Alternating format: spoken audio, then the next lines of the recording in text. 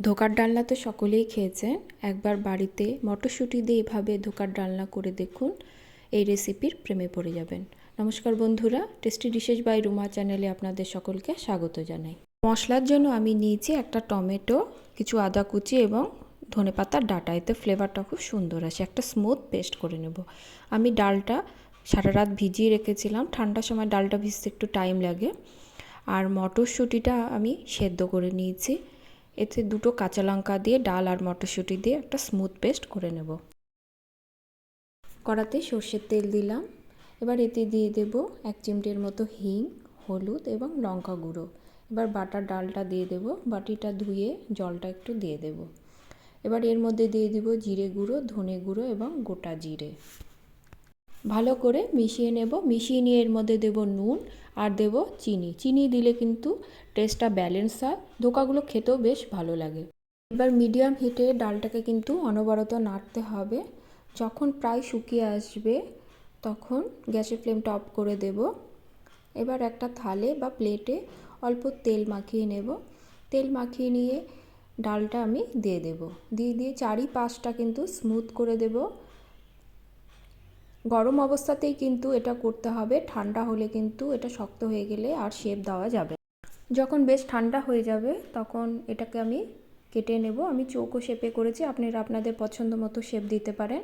আর হ্যাঁ, এটা যখন কাটবেন তখন অবশ্যই যেন ডালটা ঠান্ডা থাকে। আমার ধোকাগুলো কাটা হয়ে গেছে, এবার ভেজে নেব। কড়াতে সর্ষের তেল দিলাম। তেল গরম হলে আমি ধোকাগুলো ভেজে নেব। আমি দুবারে ভাজবো, একবারে ভাজবো না, ভাজতে গেলে ভেঙে যেতে পারে। আর গ্যাসের ফ্লেমটা সবসময় মিডিয়ামই রাখার চেষ্টা করবেন, হাই ফ্লেমে কখনো ভাজতে যাবেন না। এতে কিন্তু ভাজাটা ভালো হবে না। এক পিঠ ভাজা হলে তখন অপর পিঠটি উল্টে ভেজে নেব। আমার ধোকাগুলো সব ভাজা হয়ে গেছে, আমি তুলে নিয়েছি। এবার ওই কড়াতেই অল্প জিরে, তেজপাতা এবং গোটা গরম মশলা ফোড়ন দিলাম। ফোড়ন দিয়ে বড় করে কেটে রাখা আলুটা দিয়ে দেব। আলুটা মোটামুটি ভাজা হয়ে গেলে এর মধ্যে বেটে রাখা মশলাটা দিয়ে দেব। আর দিয়ে দেব হলুদ, লঙ্কা গুঁড়ো এবং জিরে গুঁড়ো। ভালো করে মশলার সঙ্গে কষিয়ে নেব।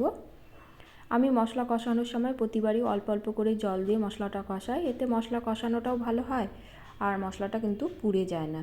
এবার এর মধ্যে আমি কিছুটা ধনেপাতা দেব। শীতের সময় আমি অধিকাংশ রান্নায় ধনেপাতা ব্যবহার করি, আপনারা পছন্দ না করলে ধনেপাতাটা স্কিপ করতে পারেন।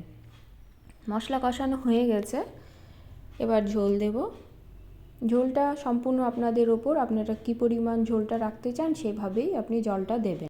এবার ঝোলটা ফুটতে দেব। ঝোলটা ফুটে উঠলে ভেজে রাখা ধোকাগুলো দিয়ে ভালো করে কিন্তু মিশিয়ে নিতে হবে। মিশিয়ে নিয়ে মিডিয়াম হিটে 7 থেকে 10 মিনিট রান্না করে নেব। আমি নুন দিতে ভুলে গেছিলাম, তাই এবার নুন দিলাম। স্বাদের জন্য অল্প চিনি দেব, আপনারা চিনি পছন্দ না করলে চিনিটা স্কিপ করতে পারেন। ঝোল ফুটে উঠেছে এবং আলুটাও কিন্তু আমার সেদ্ধ হয়ে গেছে, ঝোলটাও বেশ ঘন হয়ে গেছে। এবার আমি এতে দিয়ে দেব গরম মশলার গুঁড়ো এবং ঘি। ভালো করে মিশিয়ে নিলেই এই নিরামিষ মটরশুঁটি ধোকার ডালনাটা কিন্তু রেডি। ভাতের সঙ্গে পরিবেশন করুন। নিরামিষ দিনে বাড়িতে অবশ্যই বানাবেন, কেমন হয়েছে আমাকে জানাবেন। ভিডিওটি ভালো লাগলে লাইক, কমেন্ট করে এবং সাবস্ক্রাইব করে পাশে থাকবেন। দেখা হবে পরে কোনো রেসিপি নিয়ে। সকলে খুব ভালো থাকবেন। ধন্যবাদ সকলকে।